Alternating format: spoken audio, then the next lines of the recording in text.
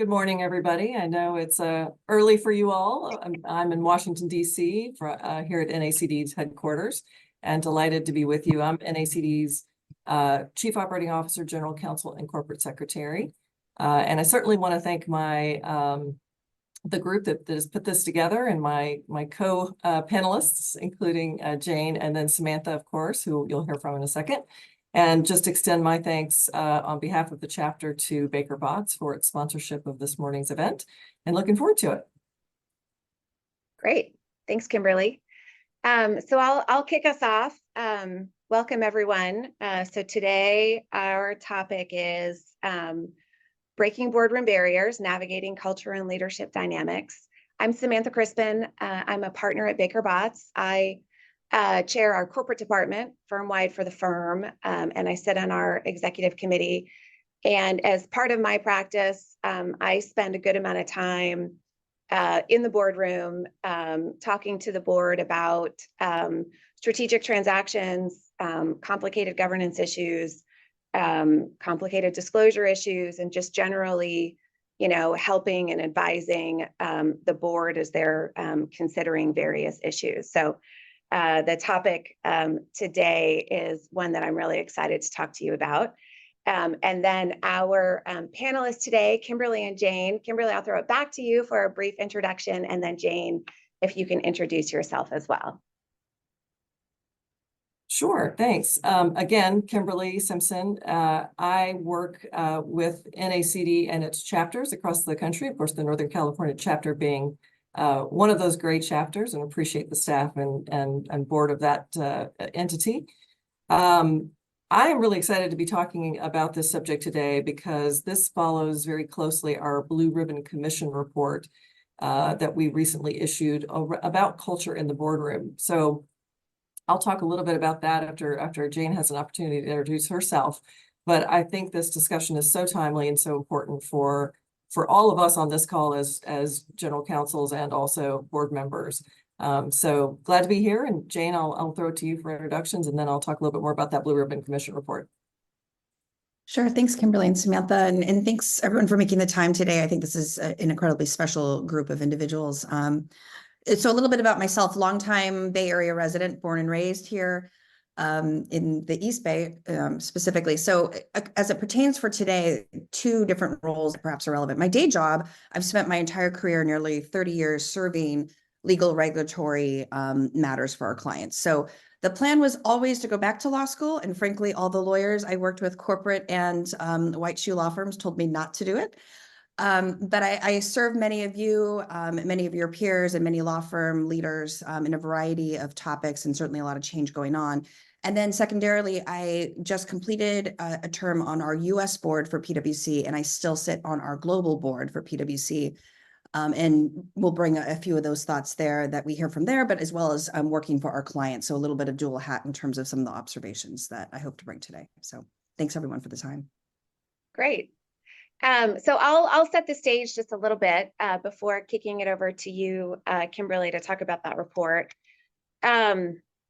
So in the last few years, we have seen major ongoing disruption from macroeconomic forces, acts of war and terrorism, worldwide health crises, major climate events, and social and investor activism.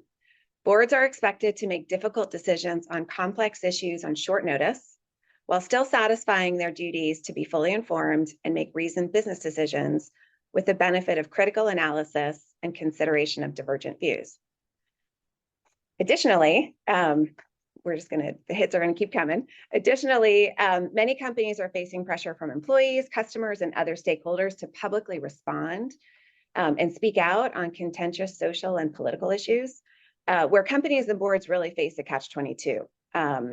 Whether they speak out or whether they stay silent can be divisive and polarizing for the company.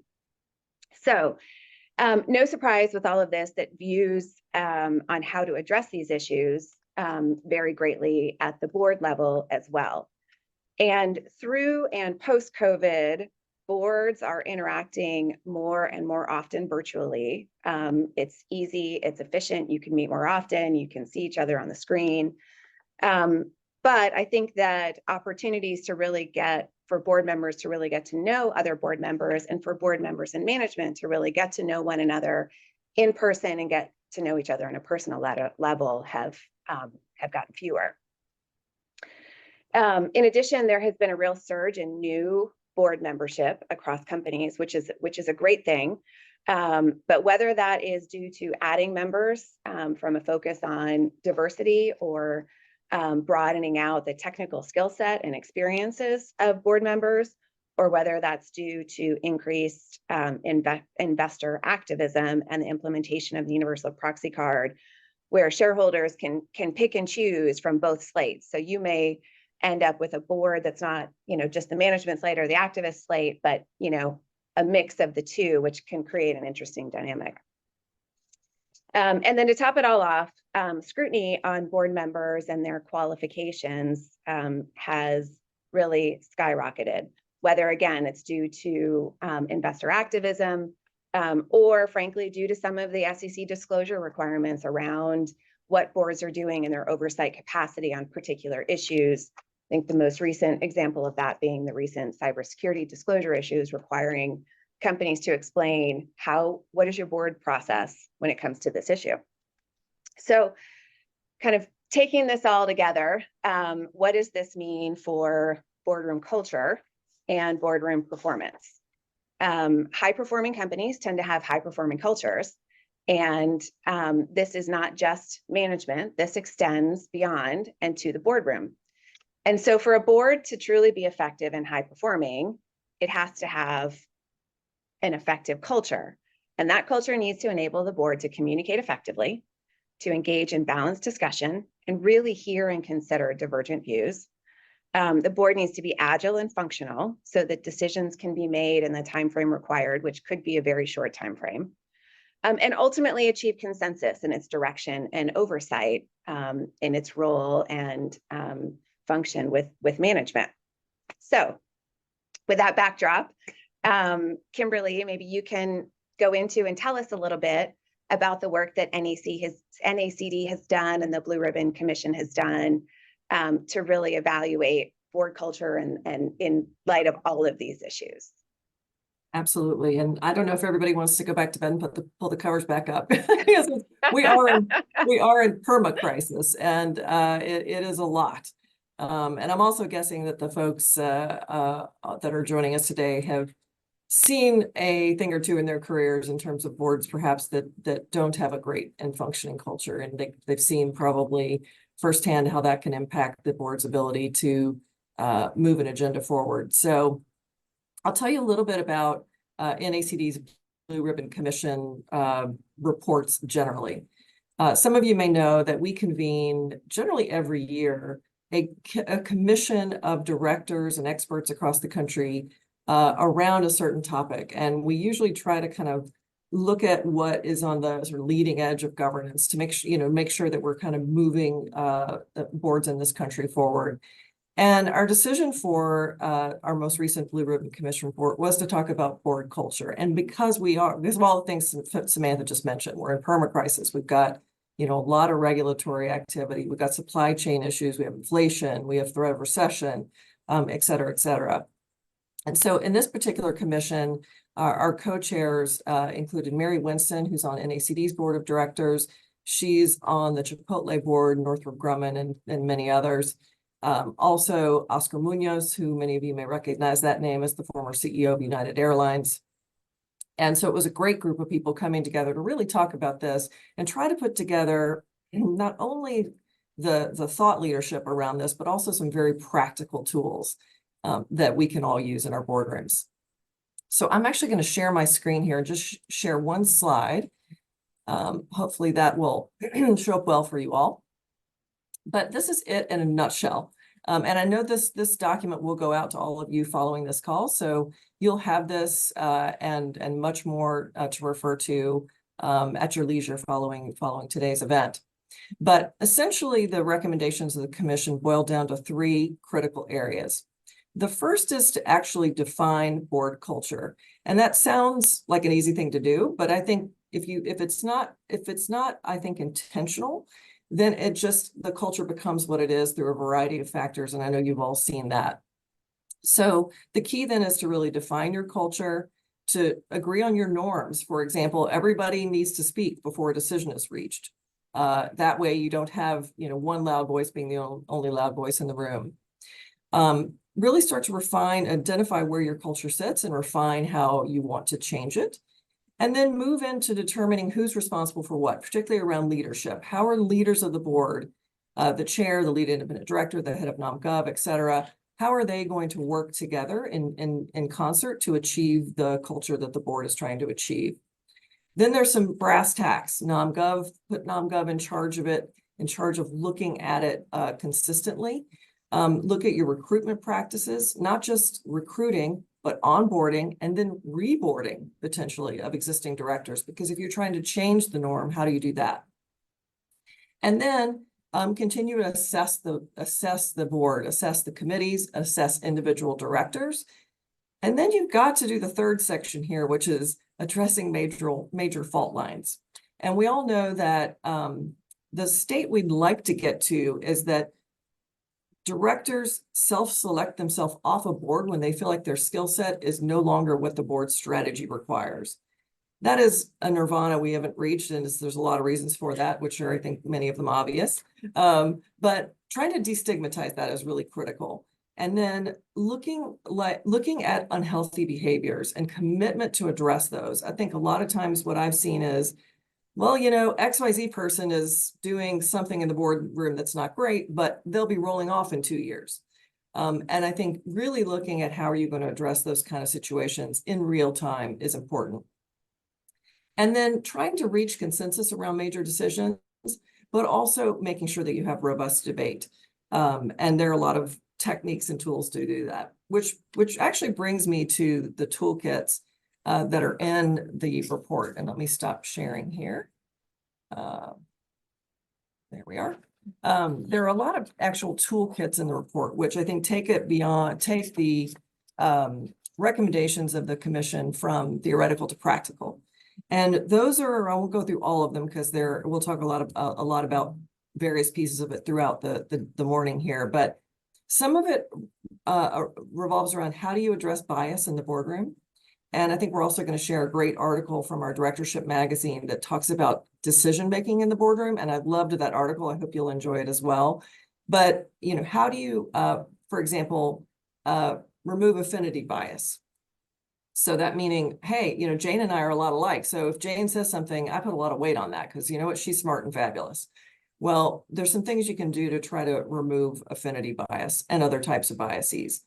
There's guidance on how to recruit for next level traits. We all want a board member who's going to engage and show up. That's table stakes.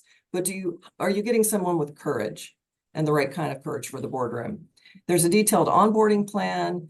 There's guidance on strengthening committee and full board evaluations. There's actually a really interesting article around how compensation can impact culture in the boardroom. So I hope when you have a chance to review the materials after the program today that you'll dig in. And it's one of those, I think, cover to cover opportunities that'll be really helpful to you, whether you're managing a board as a general counsel, corporate secretary, or whether you're on a board as a director.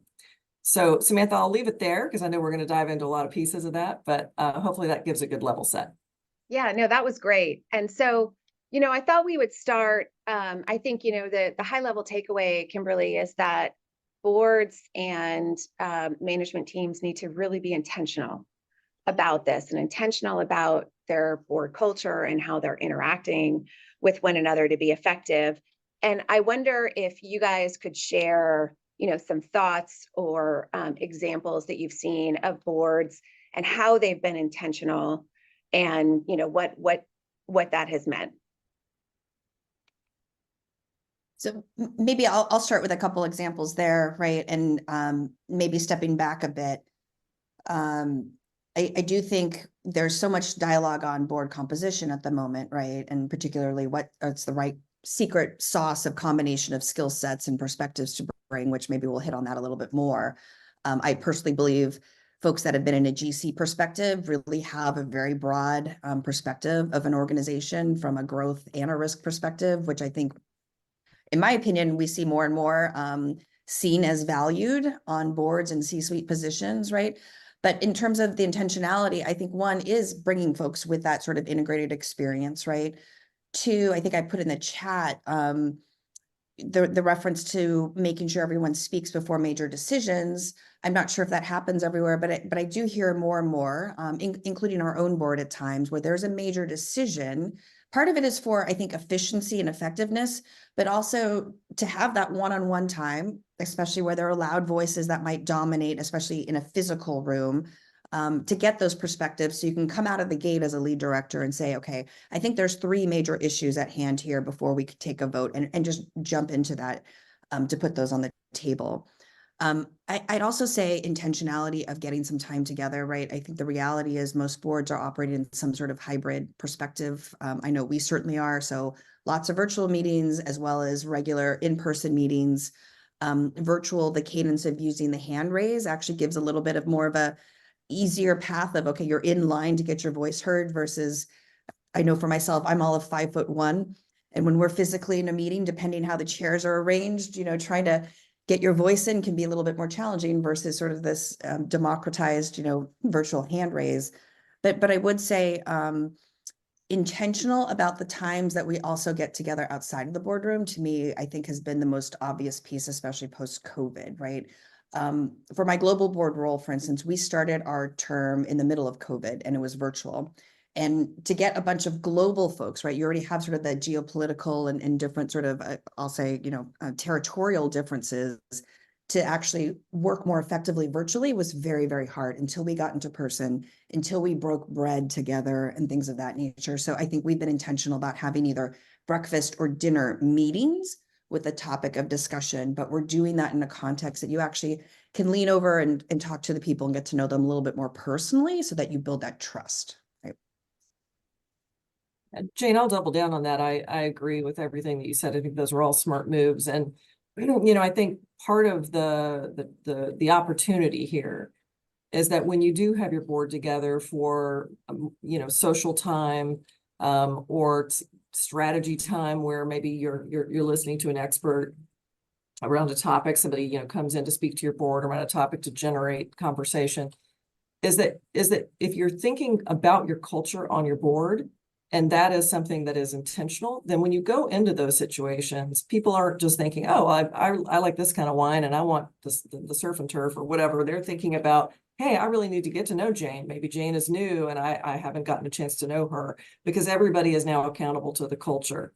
And I also think that there has been a bit of a understandable reluctance around director evaluations regarding actual directors versus the board itself or the committees, because really nobody likes to be assessed.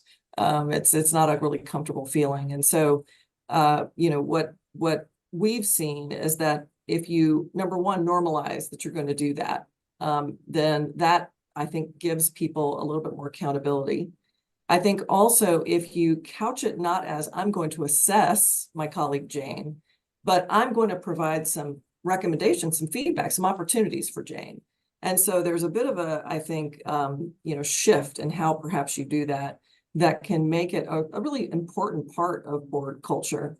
And then I think, especially as you have someone new coming in, and one director story I'll share is that there was a new director that came in, and literally the leadership was thinking, gosh, this person's never going to make it. They're just silent. They never add anything to the board conversation. And when they finally had a conversation with that person, the person said, well, in my culture, I don't speak unless I'm asked to do so in a group setting. Well, if they'd asked that question and had that conversation about how do you consume information, how do you contribute, then that would have been mitigated. And so as we do bring other people into the boardroom, I think that can be important. We've also seen, it was interesting, I was talking to a public company general counsel on a plane the other day, and just happened to be sitting next to an NACD member, which was awesome. And he's on a couple of boards, and he was saying, I go to one and it's the most well-run thing you've ever seen in your life. We show up, there's strategy time, there's together time. It really is meaningful. And then I go to another and it's like really short. It's kind of like the Wild West. And it doesn't have all of those bells and whistles. And I think, you know, the notion being that some of that structure and some of that time that Jane mentioned can be really valuable if used in the right way. And I thought there was an interesting living example of that there. So I'll leave it there, but I think there's, you know, being intentional is really the first step. Yeah, and so I think a lot of this discussion has been around being intentional about being heard and hearing others and having a thoughtful conversation and including everyone in the room. I guess, you know, one of the challenges that was identified in the commission's report, Kimberly, was kind of disparity among board members who come fully prepared and board members who don't. And I wonder if you guys have some thoughts, maybe things that, you know, folks on the call in their role as the GC can be thinking about in how to best prepare board members so that hopefully everyone is able to come fully prepared. I mean, maybe I'll start with some recent examples. And I don't know if it's just the pace of things in general right now that has sort of changed this dynamic, especially in the preparation piece, right? But just a couple of things from both sides. One, I know we've leveraged RGC in a couple instances, but also given the feedback about just making sure the materials are spot on, right? I actually talked to another client who's on the board of a large bank, and they said something like they've got 2,000 pages to go through, which just isn't realistic anymore. And you also sort of dilute what's actually important or not. And so they're pushing management in terms of, okay, let's stick to the right succinct points, or at least make some a delineation of key points. And then if you want all the reference material, here it is in the background. Two, I think giving them also some coaching in terms of how to present to the board, because you know, it's valuable time when we're together. Some people do it well, some people, you know, not so well, say it that way. Three, I do think I put this in the chat. These one-on-one meetings in advance, I think, are really helpful. It gives folks some time to focus, to think about this. And then lastly, I think people just need the feedback as to why they may or may not feel that they appeared prepared in the meeting, right? Because I think there's the element of getting through the materials. I think there's the element of understanding the materials, and maybe this gets back to composition, but depending on the topic, especially as I think we're all dealing with more, either the crisis topics that you mentioned, which are now becoming more commonplace, or technical topics, right? And if we're digging into topics like AI and regulation around that, et cetera, that might be an area that folks aren't as deep in, and so they seem less prepared. And are there sort of offline educational sort of sidebars that should be had with a set that lets people say, yeah, I want to opt into that because I want to understand this more so I can better kind of put my governance hat on. I think some of that dynamic is also in play personally. Yeah, and I'll add there. Go ahead, Kimberly. Sorry, Samantha. You know, no, I'll add there a couple things. One is that what we've seen too, and is we've got some boards who, when they get a new member that's coming in, they send them to NACD for NACD directorship certification. And I actually see at least one person on my screen here, and that's Altna, if I'm pronouncing that right, who has NACD.DC after her name, which means she's a certified director.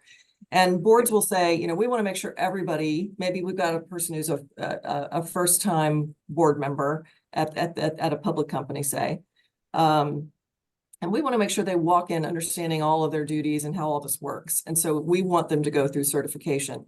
You also see full boards who will go do it together, so they all have a common understanding. That's one sort of table stakes option. I also agree that the one-on-one meeting can be really helpful. There are, you know, on my board, I'm very fortunate because I have big public company directors and private company directors, former government officials, et cetera, on my board. And NACD, because we propose to be the gold standard, they want our board to run like the gold standard, and they've seen all the best practices. And the NomGov chair has been very adamant about how we prepare the materials. And part of that is for each item to ensure the board understands what we're asking them to do vis-a-vis that item. And it's honestly some preparatory work that sometimes I think like, vote on the minutes. We want you to vote on the minutes. Sometimes you're kind of going, well, gosh, this seems like it's, maybe the board would just be like, why are you telling me this? Of course, I know what I'm supposed to do here. But when you get to substantive matters, it actually does help. And you'll see in the report that there's a suggestion around how you present material to the board, and then that you use what's called the epidermis, which I don't know who came up with that, but epidermis approach. And that's that you're telling the board, and I'm not going to go through every one of these letters, but so E is we're just educating you on this matter. And that's what we're doing here. We're here we're parsing through some data. That's the P. We want you to help us with a scoping. We're ideating. So we want to this is a brainstorm. We're deciding. So we need you to decide and to vote. We're reflecting, we're initiating, we're stopping. So helping the board to understand what management is looking for in those materials can help a director hone in on where they need to pay most attention. Also, I think what can be helpful is the way that you present, again, with the not 2000 slides, is what are the highlights? What are the lowlights? What are the problems? What are the headlights? What are we looking at on the horizon? What are the insights? And what do we need to spotlight? And so I think that some of these techniques can shrink down what the directors are focused on, and it can also help the board that is trying to make a decision on something you just really want their feedback about. And I think that can create some positive dynamics as well. Yeah, Kimberly, I can't agree more. I think someone in the chat mentioned, pre-reads are incredibly helpful, and they are. But I think probably most everybody's sending out pre-reads, but I think your point of, are the pre-reads going out with some type of cover agenda that it really identifies what is the board going to be asked to do at the meeting with this information, so that they can come prepared. If it's just this information is we want to update you, because I think often you'll get the agenda and it's, it's just very high level, discussion about this topic or update on this topic. And the board, unless, they're really, really in sync with management and they know what that means, they may not know, well, what am I going to be expected to do at this meeting? Is it just I'm going to receive information and think about it and have a discussion and we'll reconvene again next time, or am I really going to be asked to take some board action and make a decision on this? And so the more context, very specifics that management in the pre-read materials can provide, I think leads to a much more effective discussion. The other thing I thought would be helpful to talk a little bit about, I think, Jane, you mentioned the one-on-ones beforehand, and I can't agree more, and Kimberly, you did too. I mean, those are so effective in allowing board members the opportunity to really ask questions that they may or may not feel comfortable asking in the full setting. Maybe they think I'm wasting other people's time, or other people already know all of this and I don't, and I really want this information. And so, that opportunity is really helpful. But I think on the flip side, and this was identified in the report, those meetings are helpful, but then if you've got a small group of directors, that's kind of the exclusive group that's making the decision, and then matters are coming to the board as just kind of perfunctory, we've already decided this is what we're going to do, that's not helpful and not effective. And maybe, can you guys speak to that at all?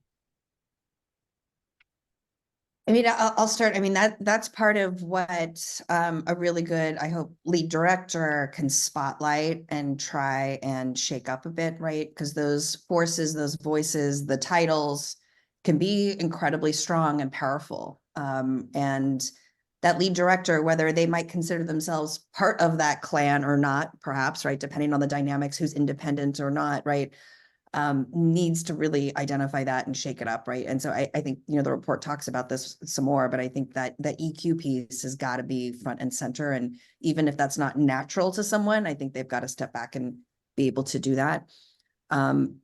I think that's got to be part of feedback to different board members, right? And to your point, it is a sensitive thing to give that type of feedback. And I think there's a framing that you could have with those board members in terms of maybe, you know, mentoring or helping less tenured board members or whatnot, and maybe trying to kind of shake up that group as well. But that's a hard dynamic. Particularly for some boards, it can be very, very tenured, very senior, very loud voices. And I think this is where folks need to just, again, be brave into stepping in on some of these topics. And I do think with how dynamic a number of the topics are now and how I would say integrated or overlapping some of these things are, to me, it gives the opportunity to at least come in and say, you know, let me ask a question from a different perspective. And just being able to ask the question very thoughtfully might be able to shake that up, right? No silver bullet on that one. Yeah. I agree. I want to pull the thread, Jane, on what you mentioned about having more tenured directors helping, you know, newer directors. I do think that sort of a buddy system, if you will, can help break up that sort of clique mentality a bit. And then I also think being very intentional in your assessments around those kinds of questions and really touching on some of those cultural fault lines can be really valuable to bring that, you know, kind of potential issue to the forefront and have it be discussed as a matter, again, of this intentional addressing of culture. But there's no question we're all humans and that you do wind up in many cases with those particular allegiances, and that can be a challenge for sure. Yeah. So let's shift a little bit, you know, given our audience and, you know, as we've talked about, there's been a real focus on improving diversity in the boardroom, whether that is racial diversity, gender diversity, you know, and making sure that, you know, skill sets and technical skills and all of those things are covered. But when we think about gender diversity, I was looking at in the report at the end of 2022, females on board of directors represented about 29% of the board. And depending on the size of the board, that may be one, it may be two, maybe more. And I think we've, you know, all seen more and more women in the boardroom. And I think it's less common that you just have that one lone female director. I know that I see usually at least two. And so I guess let's talk a little bit about how can women in the boardroom, you know, given all of these different dynamics, be most effective in communicating, you know, participating in the discussion and really being effective. You know, Kimberly, you mentioned the buddy system. You know, I know we've all seen that's something that can be really effective. Maybe, you know, you can start a little bit with that. Sure. I do think having a, you know, a really robust onboarding, it can help any diverse director coming into the boardroom. And so, you know, if you're the new person coming in, you're not going to necessarily be able to influence that. But I think you can say to your general counsel, gee, I'm only meeting, you know, XYZ people. I'd really like to spend some time with these other folks, or do it on your own, maybe after your first meeting, and say, gee, I just wanted to check in with you, Samantha, as a tenured board member. You know, what would be most helpful? What can I contribute most? You know, here's my sweet spot, but I want to make sure that I'm also understanding the cultural norms of the board. And I mean, so I think some of it is taking the bull by the horn, so to speak, as an incoming director. I think this report will help you there as well, because it addresses some of those things that should be in your onboarding or should be things that you could point to. I also think that's one of the reasons I think NACD exists, is that people can point to something that's not their own opinion. Like, gee, I really think it would have been great if you know, Jane had spent more than 5 minutes with me during my onboarding. Well, you know, that you're probably not going to say that, but I think if you have something that you can say, gosh, you know, I've been reading this and I found this really interesting. Might we include this in my onboarding? Then it helps a little bit. So relying on a third party whether it be NACD or your advisors, I think is also a possibility. And obviously, I think being prepared coming in, we've heard a few folks say, and people who are, I think, very pro diversity in the boardroom, of saying, we got a lot of diverse people in boardrooms, and maybe not everybody that came onto our boards was totally ready. And so trying to get yourself as ready as you can be, I think, is critical. And that gets back, I think, to you know, your own journey of becoming board ready.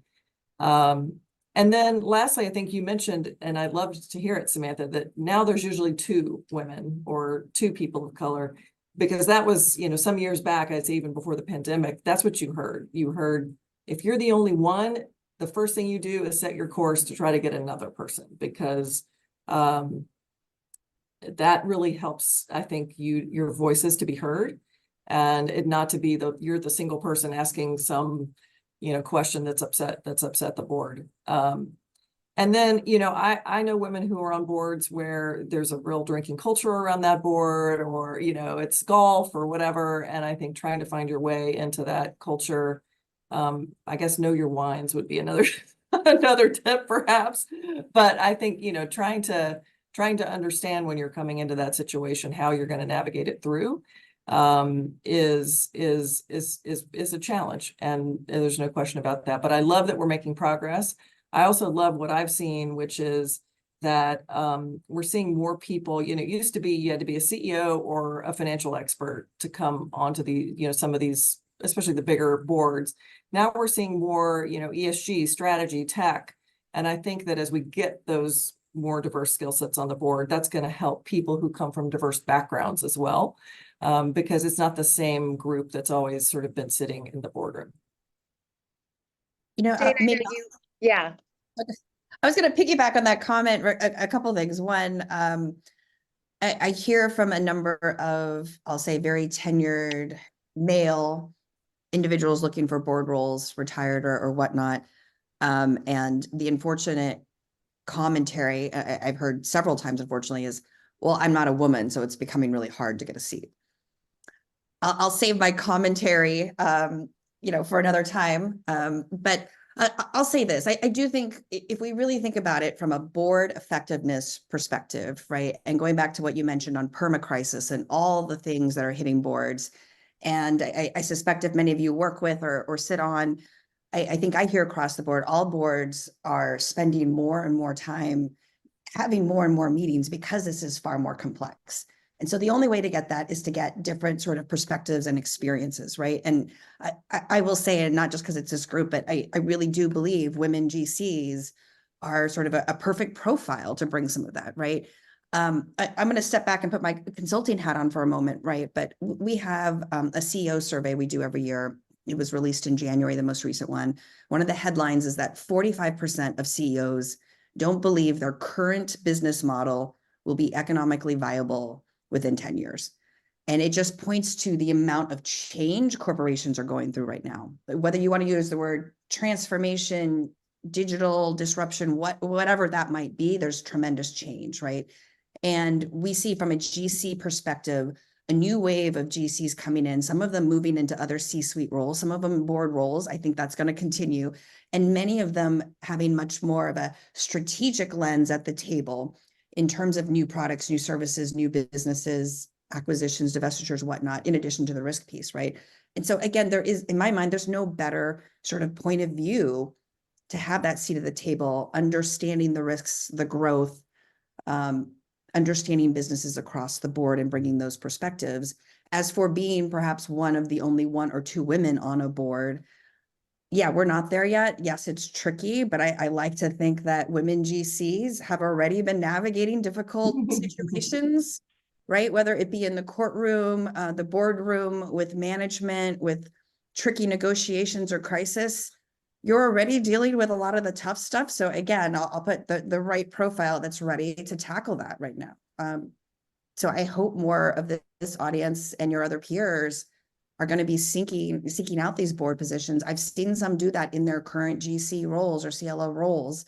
So it doesn't have to be post-retirement. So I hope we see more of that.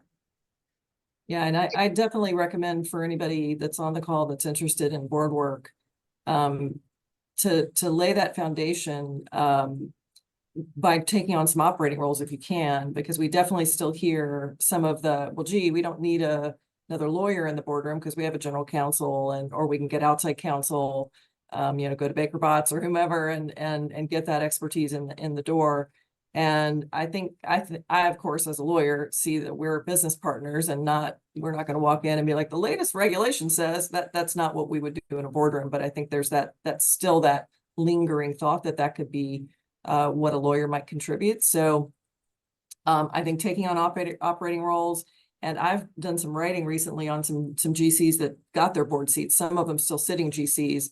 And the theme is they actually talk to people on their own board, and those people help them get seats because they know how great you are. They know you're a business partner. You've probably built a great rapport with a couple of folks over time. And if you just go ask for their advice, not necessarily, hey, would you help me get a board seat? But hey, I'm looking at this in my future. What would you recommend? I think you'll find you may have some champions there as well. It's a great point, Kimberly. And I think, Jane, you made it as well, that, women GCs in their roles are very, and have to be very strategic and thoughtful, not just about the legal function, but do have to be a business partner, be really strategic and thoughtful as a whole, how it all comes together. And so, it's no surprise that we're seeing more and more women in that role move over to the operating roles. But I also think it's, using that strategic mindset and effective communication skills, to your point, Kimberly, to speak to the other members on the board and communicate to them that that's something that, I think I can be really effective. It's something I'm really looking forward to do. What is your advice? I mean, everyone on this call knows how to communicate effectively. Just think about that for yourself rather than, for your company or for others, in thinking about, what board roles may be right and, where there may be opportunities. And then I think it also goes back to your point, Kimberly, that if there are boards where there's only, one on the board, well, that may be a real catalyst to go out and try to get more women on the board and more diversity on the board. Yeah, and it's an interesting thing that the way board compensation tends to work is that there's a trend away from paying everybody for being on a committee, but you're still paid if you're a chair of a committee. And typically the audit committee chair is going to be paid more than the nom-gov chair. That's historically the case. And some of that is because audit is like, they've got all the things, especially sometimes they've got all the risk and stuff too. But interesting thought process around, folks on this call as GCs and people who've supported boards would be natural nom-gov committee members and then eventually chairs, as whether, if you're really being intentional about board culture, do you pay your nom-gov chair? And that's where culture sits. Do you pay them the same as your audit committee chair? I don't think we don't necessarily recommend one way or the other, but I think it's an interesting thing to think about. Especially as we think about how we as female GCs might be able to contribute to a board. So let's go back to a point that we touched on a little bit, which is new board members, changing in board members. Something that I see often as a challenge in different companies is you've got some board members that have a really hard time with the distinction between the role of the board, which is oversight, and the role of management, which is day-to-day operations. And, those lines get blurred. And I shouldn't just say that is new or inexperienced board members, because you see it across the board. Sometimes it's with new board members, sometimes it's with long tenured board members, and they've always been that way. But it creates a dynamic between the board and management that can be really difficult. I've seen it be really difficult, and may then inhibit some of this good communication that we've been talking about. I guess, given that we've got, folks in the room that helping to facilitate the whole board process, you know, is there advice that you guys have for dealing with that type of challenge, how to keep the conversation on track, you know, how to be more effective when that does present itself? I mean, I'll say we deal with that topic all the time because we're owner operator, so it's a bit of a unique situation. But I would say my sense, and someone might say something different, my sense is the line of where things used to be has changed a bit. And just referring back to the complexity that you started at the top of this meeting, certainly we do not want to get into management decisions. We don't need to get in the weeds. We should not be getting into the weeds. But I do think in order to be able to govern effectively, there needs to be a layer deeper, one step below on certain topics than we have traditionally. And that's some gray area to navigate. I don't think it's the same on every one. But for instance, I'll use the example, you know, financial topics, right? Not a whole lot new there. Maybe we're trying something different with different sort of aspects, but that's sort of been done, and I think we know the level there. As we get into things like the geopolitical issues, new regulations globally that are different in terms of that environment, and certainly the technology topics, right? I do think there probably needs to be one step below in order for the board to really feel like you're effectively governing, right? And this, you know, bleeds into that education topic I mentioned before, but that's a constant thing to navigate. Again, you need a strong lead director who knows, you know, how far do I let this go before I say, hold on a second, you know, we're getting too down into the weeds here. And I think hopefully some of that can be done in advance. Again, materials preparation, one-on-ones, discussions with who's presenting, but my sense is it is a layer deeper, right? Especially as it just feels like there are more topics than ever. One last thing I'll mention, I use the bar sometimes. I discussed this with a colleague earlier this week as we were just having a sidebar discussion in advance of some global board meetings we have later this month, is a little bit of, would there one day be a Harvard or, you know, whatever institution case study on us, you know, if we looked back and we didn't do this or we did this differently or whatnot. And sometimes I try and put that lens on it too, right? What would the story be for that case study, right? So I'll leave it at that. I think too, Jane, the executive session can be really helpful at the beginning and the end of a meeting. If you've got the right leadership, one of the questions would be, what do we want to get out of this meeting? That's the pre-executive session. The post-executive session is, did we hold the right line with management during this meeting? And in keeping with the cultural norms that we've set. And if you've got the right leadership to have those questions, I think that can be useful. I will say, of course, I imagine there's some folks on the call, maybe you're working with earlier stage companies where it's really like roll up your sleeves a little bit more, all the way up to larger companies where it is definitely noses in, fingers out. But to Jane's point, one of the questions I think that was asked in this report is, should we throw the noses in, fingers out, you know, out the window now because of perma crisis? I think the pandemic, we had a lot of boards leaning in because this was, you know, kind of, for lack of a better word, unprecedented, which was the word that we all got so sick of during the pandemic. But, you know, they're leaning in, they're having a lot more meetings, and then to pull back out again is tricky. But the line may have changed, as Jane mentioned, just a little bit. So it might be noses in, fingers out, but trust but verify.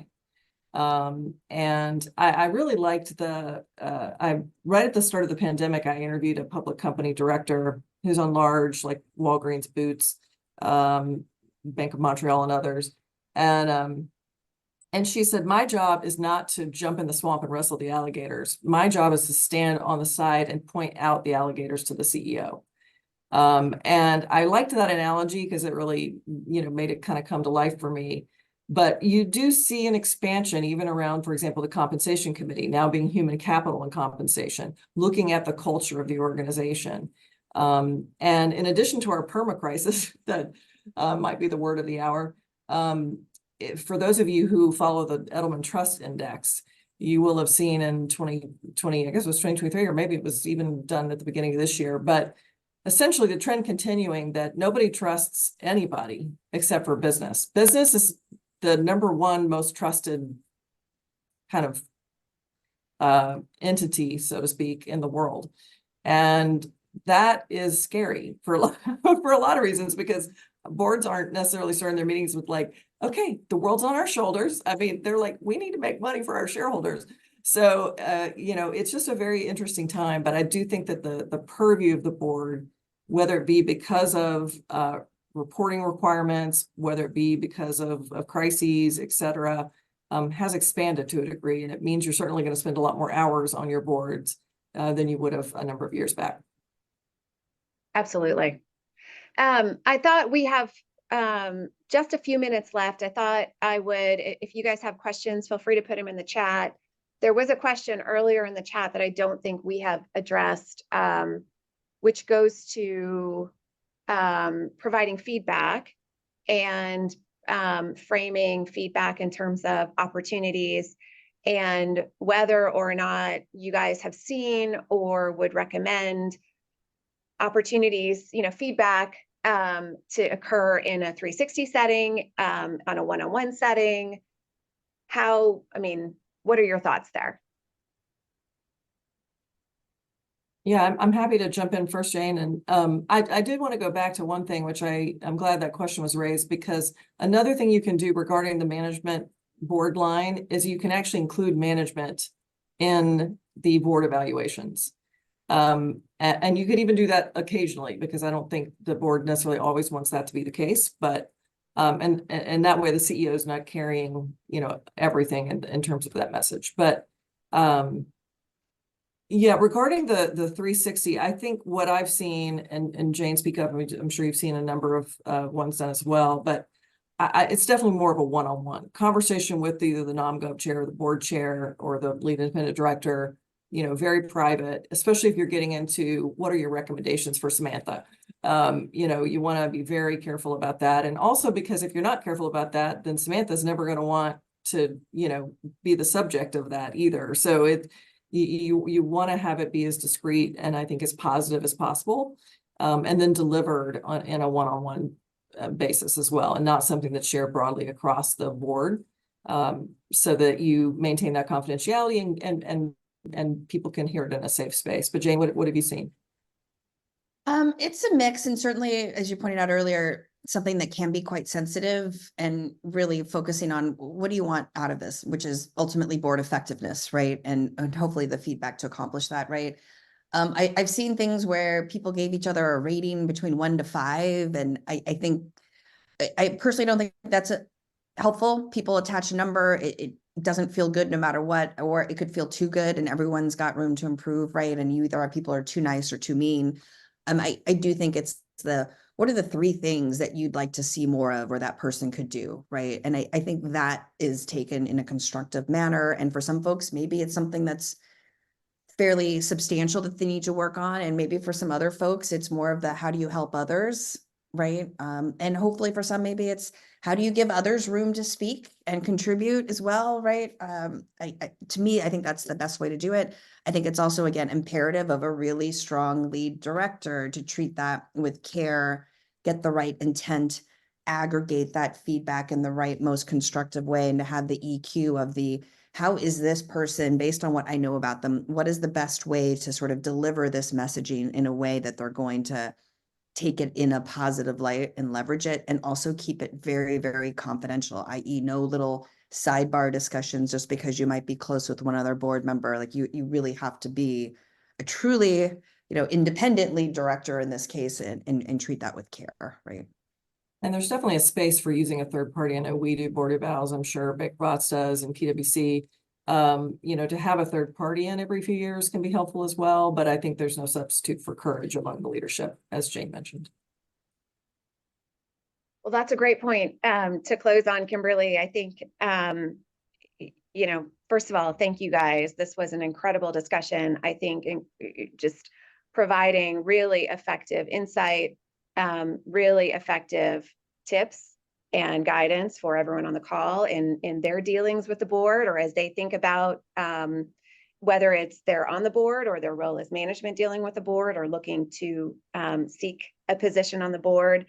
And certainly all of this comes down to where we started, which is being really intentional about having that effective culture, so that, you know, the board is effective, trickles down through the decisions, people are intentional about it, is really key. So with that, I'm going to close us out.